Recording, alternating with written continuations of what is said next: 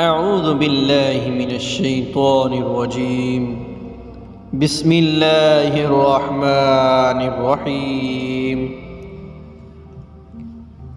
اولاد کو کبھی بھی بد دعا نہ دیں۔ حضرت جابر رضی اللہ عنہ سے روایت ہے کہ رسول اللہ صلی اللہ علیہ وسلم نے ارشاد فرمایا، اپنے آپ کو، اپنی اولاد کو، اپنے خادموں کو اور اپنے مال کو کبھی بھی بد دعا نہ دو۔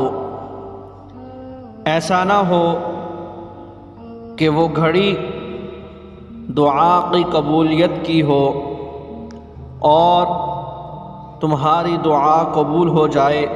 اس لیے ہمیں چاہیے کہ ہم اپنی اولاد کو کبھی بھی بد دعا نہ دیں اور اپنے خادموں کو، کسی کو بھی